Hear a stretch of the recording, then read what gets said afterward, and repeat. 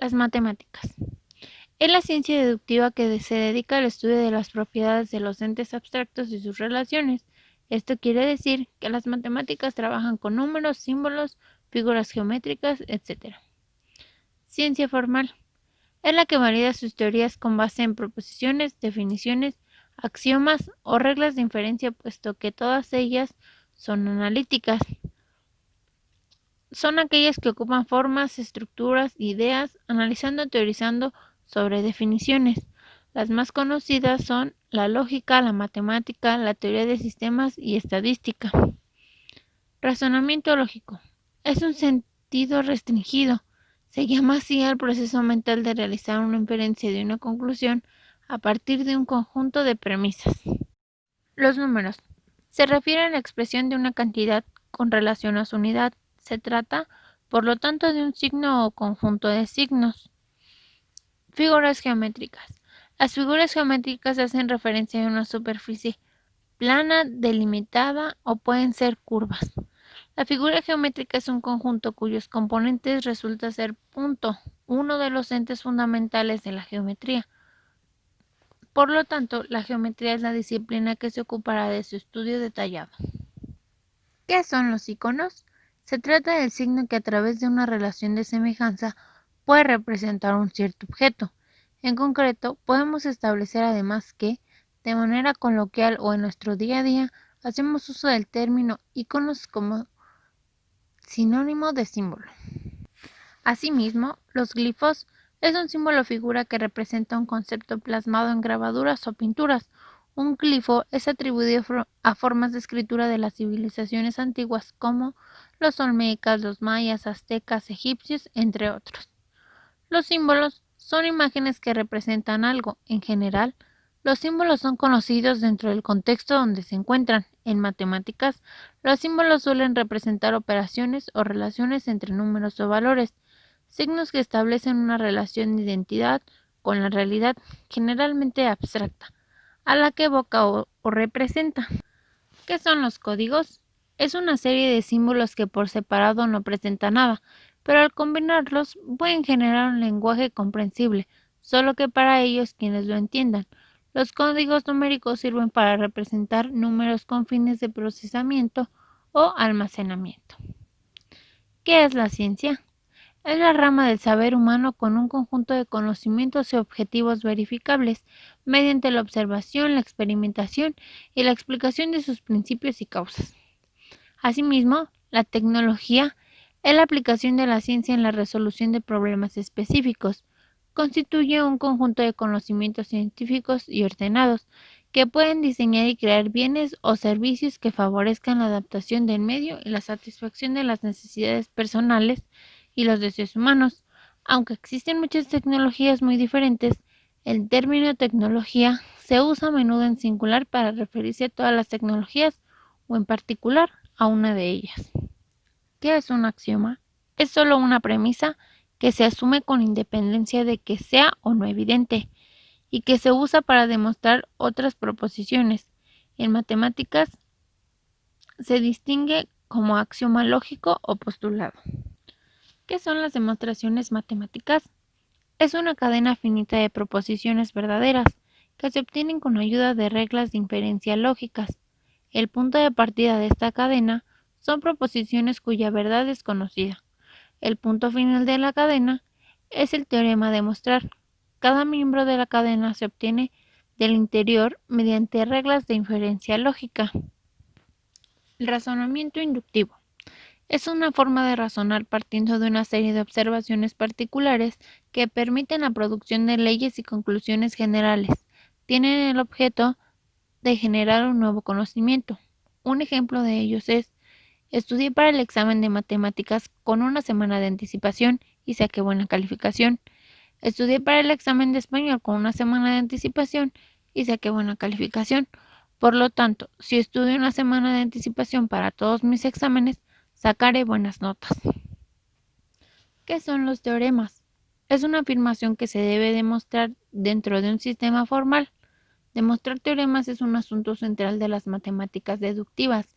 Sin embargo, como surgen los teoremas es una tarea de las matemáticas intuitivas.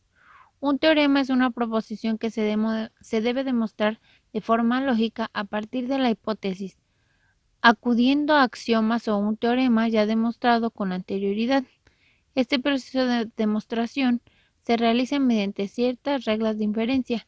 Un ejemplo de ello es el teorema de Pitágoras. Relaciona entre la medida de la hipotenusa a la de los catetos en el caso de los triángulos rectángulos. También hablaremos del sistema decimal de numeración. Es un sistema de numeración, una serie de símbolos que representando distintas reglas se emplean para la construcción de los números que considerados válidos.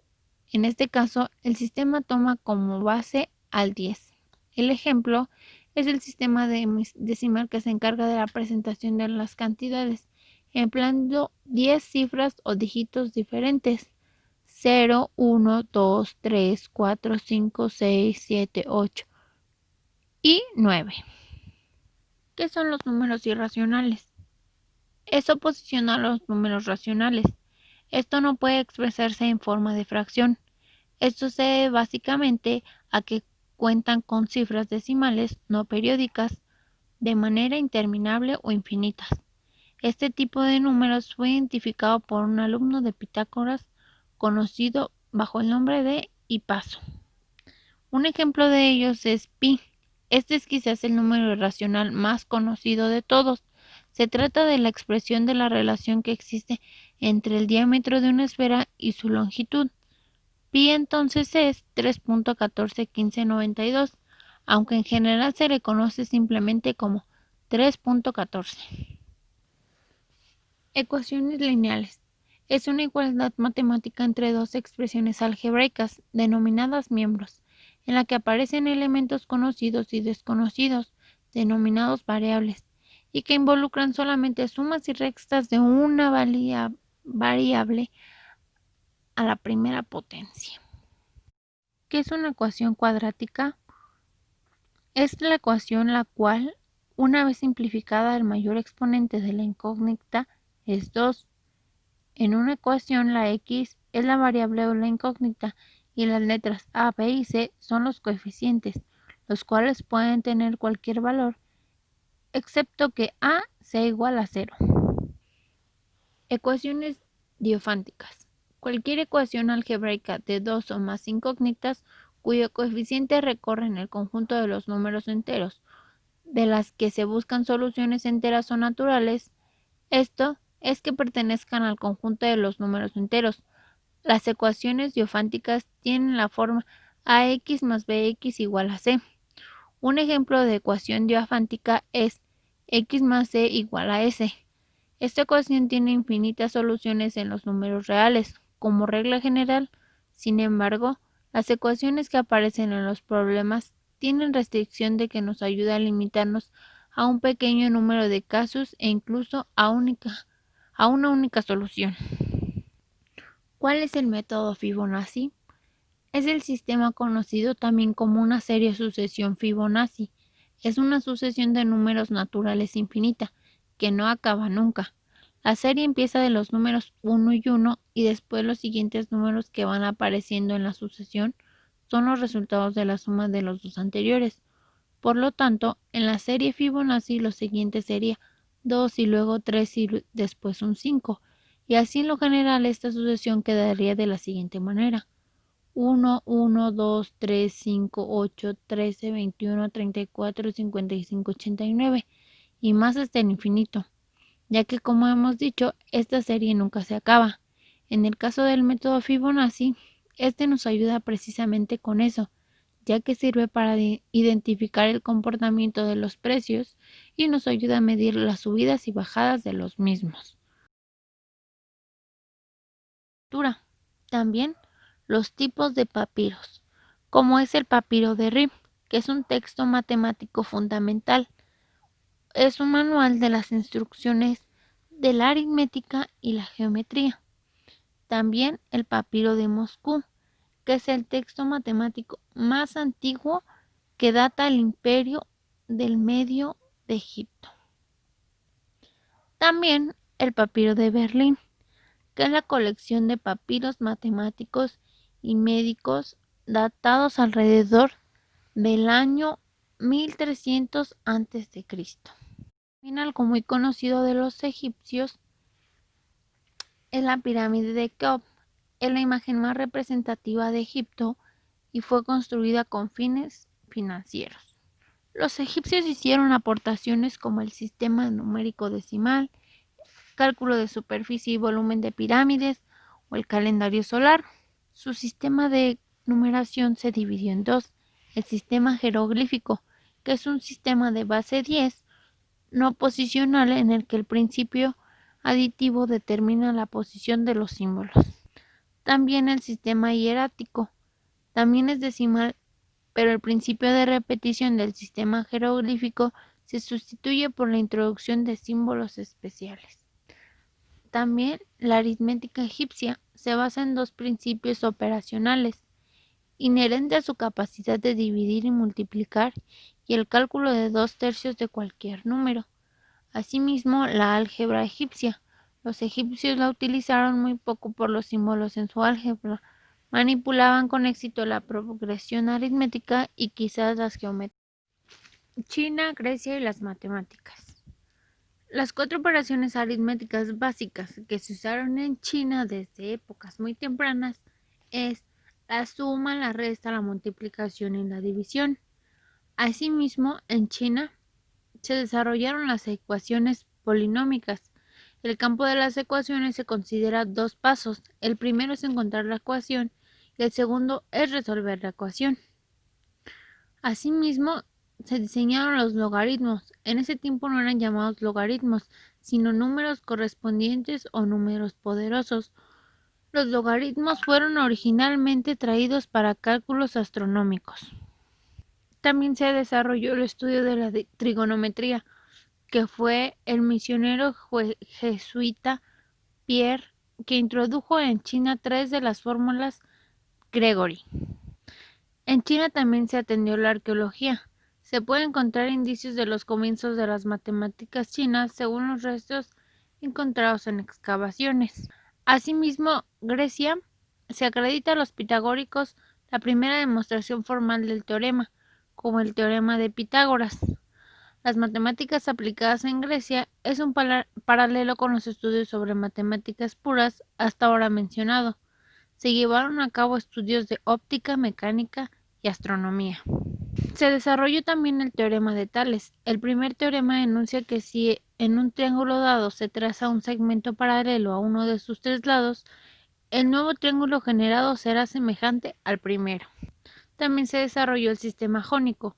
Era un sistema de base decimal que se usaba los símbolos de figuras adjuntas para representar esas cantidades. Se utilizaban tantas de ellas como fuera necesario, según el principio de la numeración aditiva. Se dijo también sobre los números irracionales, que el número irracional es un número real que no puede ser expresado de forma A y B son enteros. Es una forma decimal que nunca se termina o se repite. El Renacimiento y las matemáticas. En esta época evolucionan los números y aparecen los números complejos. Cardano descubre una fórmula matemática para resolver ecuaciones de tercer y cuarto grado. También fomentaron la nueva búsqueda de soluciones semejantes para las ecuaciones de índices superiores. En el siglo XVIII destaca un matemático muy importante suizo llamado Leonard Pauly. Fue un gran descubridor de las teorías del cálculo y descubrió muchos libros sobre la álgebra y la mecánica. Siempre ha sido un modelo de referencia para las siguientes generaciones. Surgen las teorías cinemáticas, los análisis de las velocidades por parte de Newton y las series infinitas de Lagrange. En una época donde Europa sufre una revolución matemática en todos los aspectos, el conocimiento se dispara y se empieza a especializar en diferentes como de una forma bastante estructurada. Es justo en el comienzo del siglo XIX donde las matemáticas se especializa y la complejidad de los cálculos y teoremas aumenta el nivel considerablemente. La exactitud cobra un papel todavía más fundamental en el pensamiento del siglo XIX. Matemáticas en el siglo XIX. Las matemáticas es una herramienta que prácticamente nos soluciona la vida a todos. Para los griegos, las matemáticas son todo. Con ellas, más que resolver los problemas de la vida, decían que el universo estaba hecho de los números, por eso es que se basaban en la geometría. Y para ellos, la geometría era como medir el mundo. Por eso cuando se decía que cuando harían geometría, se pensaba que conocían el universo a profundidad.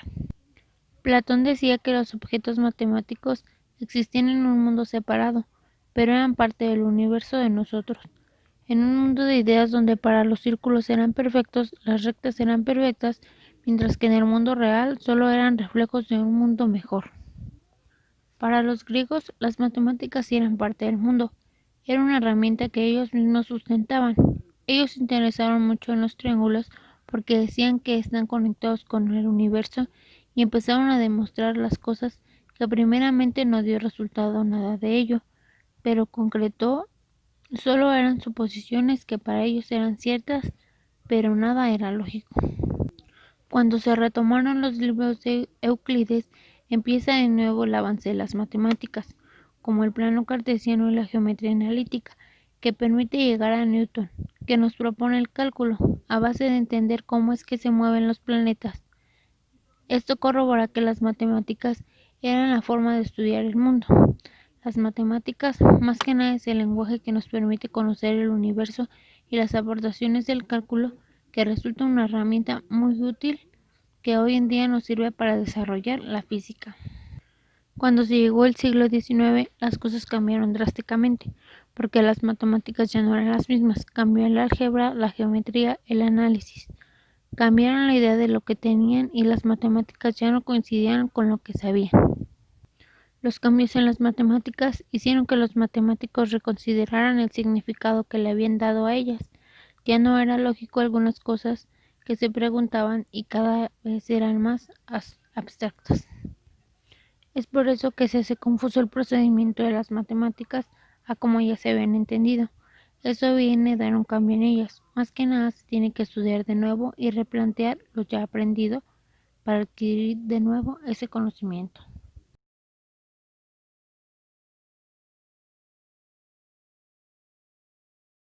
A mi parecer, siento que las matemáticas son importantes y son una herramienta que nos ayuda día con día. Es por eso que se estudian tanto y se llevan a cabo en cada actividad que se nos presente. Todo tiene un porqué y un para qué. Las matemáticas tienen distintos procedimientos que cada quien debe desarrollar conforme les sea entendible. Si bien para nosotros como futuros docentes es fundamental tener el dominio de los contenidos para poder dejar un aprendizaje a nuestros alumnos y resolver todas sus dudas a lo largo del ciclo escolar que estemos con ellos.